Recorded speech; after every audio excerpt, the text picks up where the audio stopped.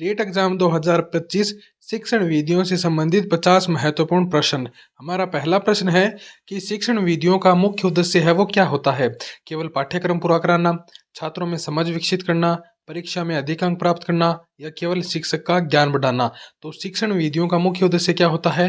शिक्षण विधियों का मुख्य उद्देश्य होता है कि छात्रों के अंदर है वो समझ विकसित करना। ऑप्शन बी जो है वो इसका राइट आंसर हो जाएगा। अगला क्वेश्चन है कि अनुकरण इमिटेशन किस शिक्षण विधि का प्रमुख घटक है। व्याख्यान विधि का, अन्वेषण विधि का, अनुकरण विधि का या फिर प्रयोगात्मक विधि का। तो अनुकरण है वो किस विधि का प्रमुख घटक है, अनुकरण विधि का। ठीक है। अगला क्वेश्चन है कि शिक्षण की सबसे प्रभावी विधि कौन सी मानी जाती है। शिक्षण की है वो सबसे प्रभावी विधि कौन सी मानी जाती है। व्याख्यान, अन्वेषण, वाद विवाद या उपयोग सभी। तो शिक्षण की सबसे जो प्रभावी विधि है वो इन तीनों को ही माना जाता है। ऑप्शन डी जो है वो इसका राइट आंसर हो जाएगा।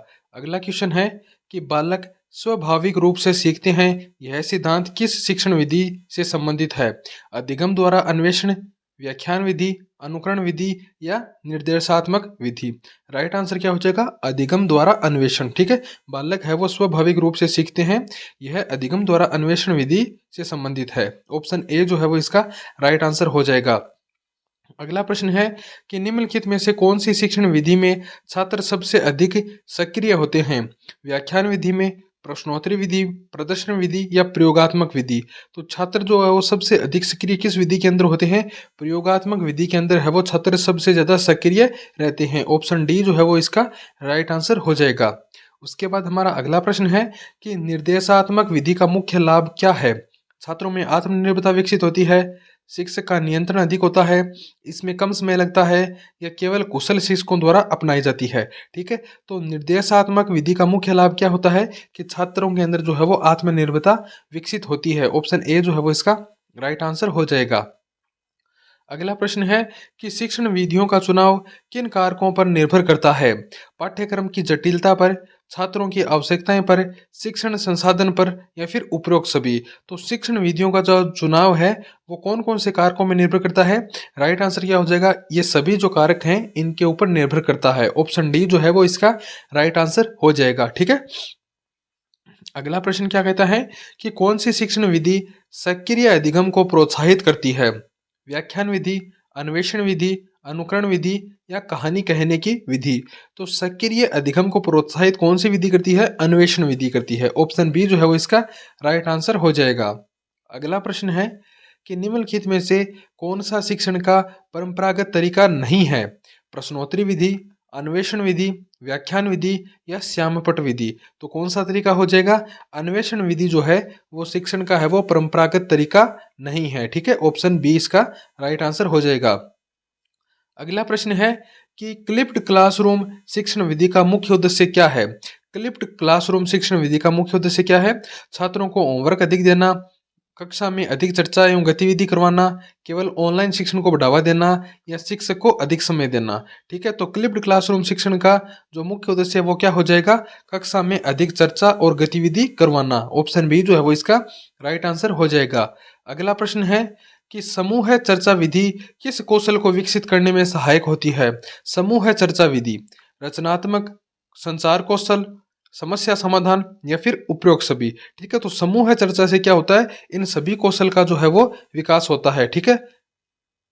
तो उपयोग सभी इसका राइट आंसर ऑप्शन डी है वो इसका राइट आंसर हो जाएगा। अगला प्रश्न है कि पियाजे का संज्ञानात्मक विकास सिद्धांत किस विधि में अधिक उपयुक्त है।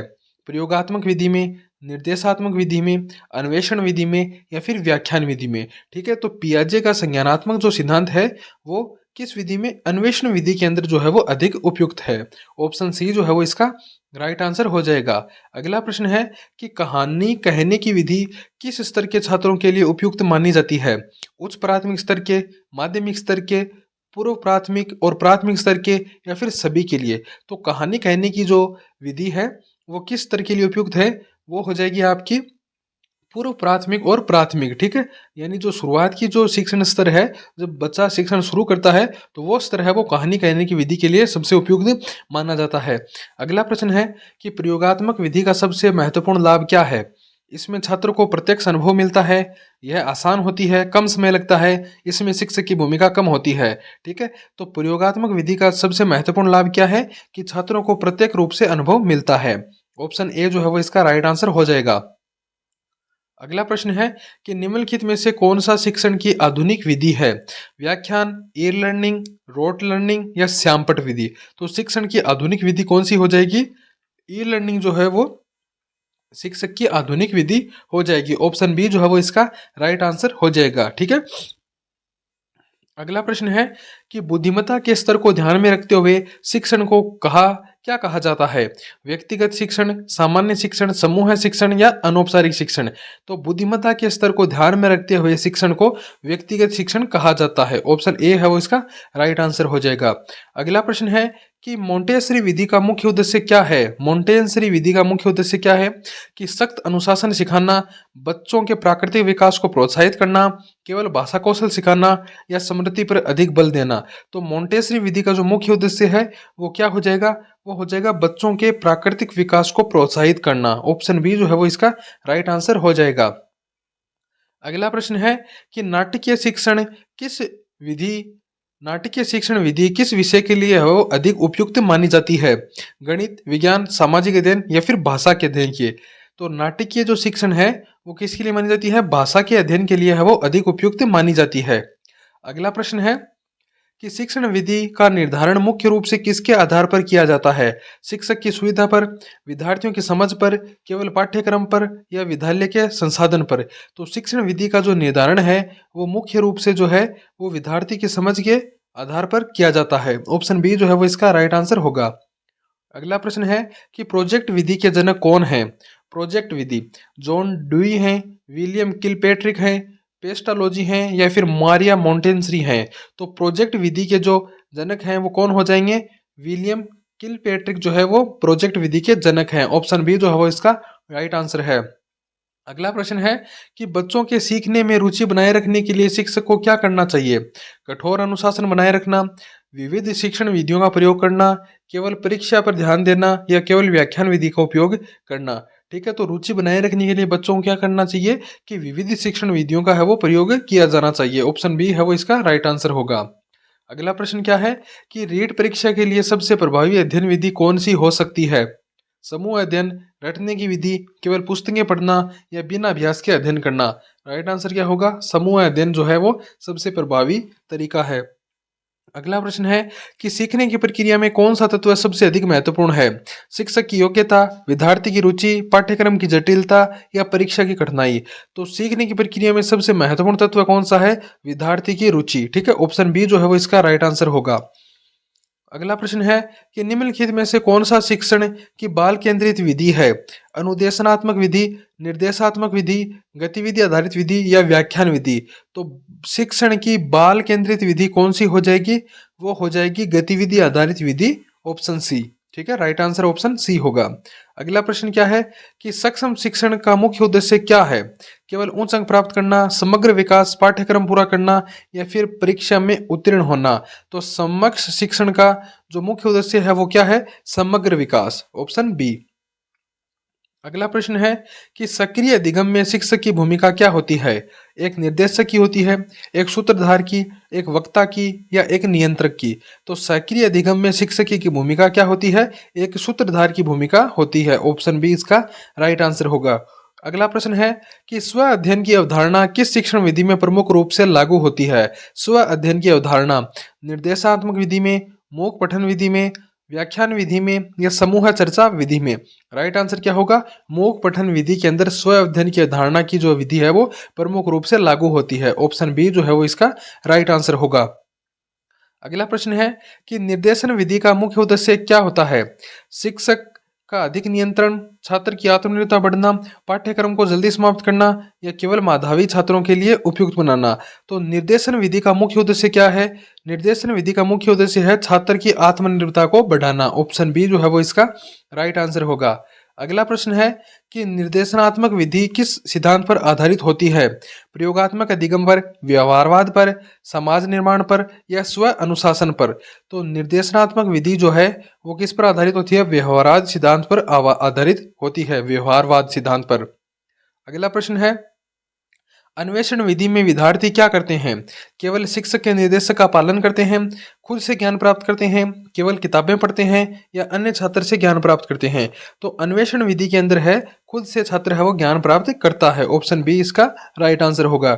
अगला प्रश्न है कि किस शिक्षण विधि में छात्र वास्तविक जीवन की स्थितियों को समझने के लिए स्वयं प्रयास करते हैं? प्रयोगात्मक विधि, व्याख्यान विधि, पाठ्य पुस्तक विधि या निर्देशात्मक विधि? ठीक है, तो राइट आंसर क्या हो जाएगा? राइट आंसर हो जाएगा कि प्रयोगात्मक विधि। ठीक है, छात्र क्या है वास्तविक जीवन की जो स्थितियां हैं उनको समझने के लिए प्रयोगात्मक विधि के अंदर है वो छात्र स्वयं है वो प्रयास करता है। अगला प्रश्न क्या है कि ब्लूम की वर्गीकरण प्रणाली मुख्य रूप से किससे संबंधित है? शिक्षण विधियों से, सीखने के उद्देश्यों से, शिक्षक के विकास से या केवल परीक्षा प्रणाली से? तो ब्लूम की वर्गीकरण जो प्रणाली है वो मुख्य रूप से किससे संबंधित है? वो संबंधित है सीखने के उद्देश्यों से। ऑप्शन बी जो है वो इसका राइट आंसर होगा। अगला प्रश्न क्या है कि हार्वर्ड गार्डनर ने किस सिद्धांत को प्रस्तुत किया था? बुद्धिमत्ता के बहुआयामी सिद्धांत को, व्यवहारवाद सिद्धांत को, समाजशास्त्रीय सिद्धांत को या अनुकूलन सिद्धांत को? हार्वर्ड गार्डनर के द्वारा जो है वो क्या किया गया था? बुद्धिमत्ता के बहुआयामी सिद्धांत को है वो प्रस्तुत किया गया था। अगला प्रश्न क्या है कि रचनावादी शिक्षण का उद्देश्य क्या है? केवल जानकारी प्रदान करना, छात्र को अपने अनुभव से सीखने के लिए प्रेरित करना, परीक्षा की तैयारी करना या शिक्षकों पर निर्भरता बढ़ाना? तो रचनावादी शिक्षण का मुख्य उद्देश्य क्या होता है? राइट आंसर क्या होगा? राइट आंसर होगा छात्र को अपने अनुभवों से सीखने के लिए प्रेरित करना। ठीक है, अगला प्रश्न क्या है कि मोंटेसरी विधि मुख्य रूप से किन छात्रों के लिए विकसित की गई है? उच्च प्राथमिक, किशोर, छोटे बच्चे या वयस्क? तो मोंटेसरी विधि जो है वो मुख्य रूप से किसके लिए की गई है? वो की गई है छोटे बच्चों के लिए। ऑप्शन सी जो है वो इसका राइट आंसर होगा। अगला प्रश्न क्या है कि समस्या समाधान विधि में मुख्य रूप से किस पर ध्यान दिया जाता है?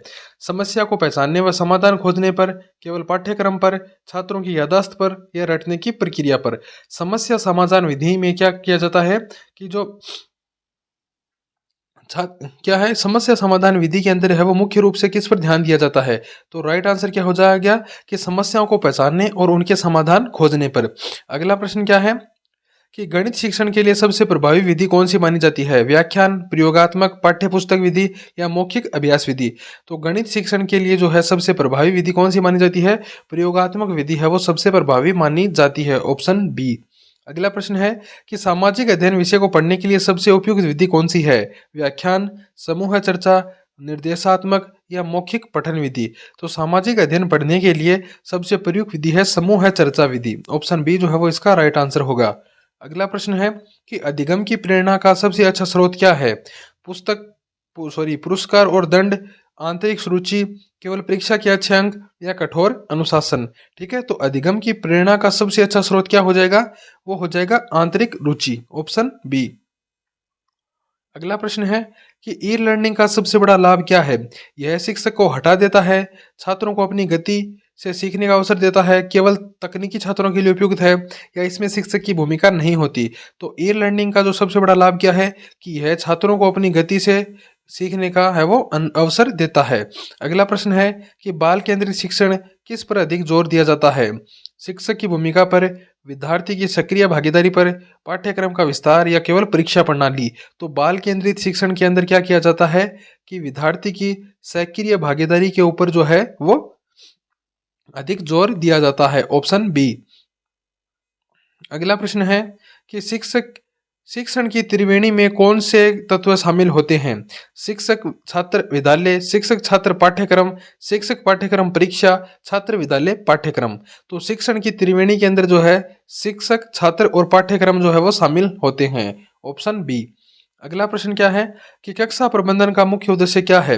अनुशासन बनाए रखना, छात्रों को सीखने की प्रक्रिया को सुगम बनाना, केवल समय की पाबंदी लगाना या केवल परीक्षा की तैयारी करना? राइट आंसर क्या हो जाएगा? छात्रों को सीखने की प्रक्रिया को सुगम बनाना। Option B. अगला प्रश्न क्या है कि समूह कार्य किस प्रकार की शिक्षण विधि में सहायक होता है? सहयोगी अधिगम में, व्यक्तिगत अध्ययन में, व्याख्यान विधि में या रटने की विधि में? तो समूह कार्य जो है वो किस प्रकार की शिक्षण विधि में सहायक होता है? इसका राइट आंसर क्या होगा? सहयोगी अधिगम में। Option A. अगला प्रश्न है कि शिक्षण की प्रभावशीलता को कैसे मापा जाता है? केवल परीक्षा परिणाम से, छात्रों की भागीदारी और समझ से, केवल पाठ्यक्रम पूरा करने से या फिर केवल शिक्षक की उपस्थिति से? ठीक है, तो राइट आंसर क्या हो जाएगा? राइट आंसर हो जाएगा छात्रों की भागीदारी और समझ से। अगला प्रश्न है कि शिक्षण के दौरान संवेगात्मक कारक क्यों महत्वपूर्ण होते हैं? वे सीखने की प्रक्रिया को प्रभावित करते हैं, वे पाठ्यक्रम संबंधित नहीं होते, वे केवल खेल कूद में प्रयोग होते हैं या शिक्षकों को प्रभावित करने के लिए होते हैं? तो संवेगात्मक कारक क्यों महत्वपूर्ण होते हैं? कि वे सीखने की प्रक्रिया को प्रभावित करते हैं। Option A. अगला प्रश्न है कि समूह चर्चा विधि का सबसे बड़ा लाभ क्या है? यह छात्रों में आत्मविश्वास बढ़ाती है, इसमें केवल शिक्षक की भूमिका होती है, यह केवल प्रतिभाशाली छात्रों के लिए होता है, या इसमें शिक्षक का मुख्य योगदान नहीं होता? तो समूह चर्चा विधि का सबसे बड़ा लाभ क्या है? कि यह छात्रों में आत्मविश्वास को बढ़ाती है।